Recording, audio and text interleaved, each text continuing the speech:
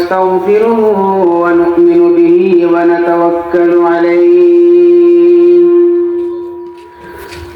ونعوذ بالله من شرور أنفسنا ومن سيئات أعمالنا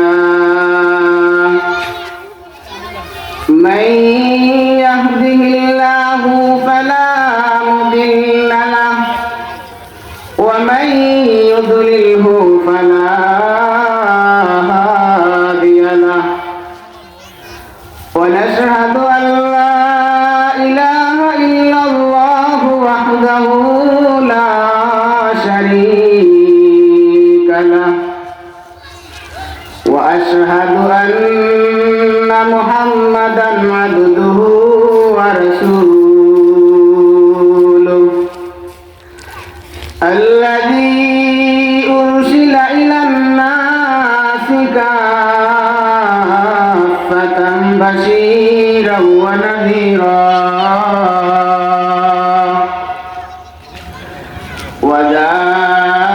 وداعيا إلى الله بإذنه وسراجا وقمرا منيرا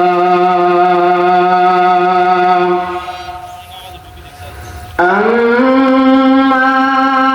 بعد فأعوذ بالله من الشيطان الرجيم بسم الله الرحمن الرحيم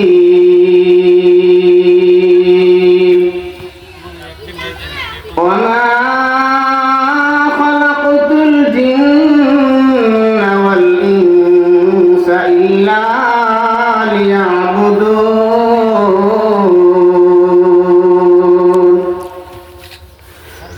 وقال رسول الله صلى الله عليه وسلم كلمتان حبيبتان إلى الرحمن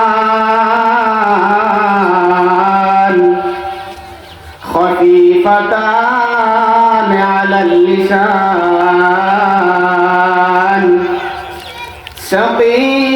ثقيلتان في الميزان سبحان الله وبحمده سبحان الله العظيم اللهم صل على محمد وعلى آل محمد كما صليت على إبراهيم وعلى آل إبراهيم إنك حميد مجيد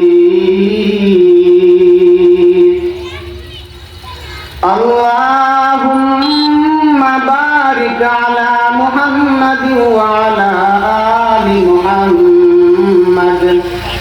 كما باركت على إبراهيم وعلى آل إبراهيم إنك حميد مجيد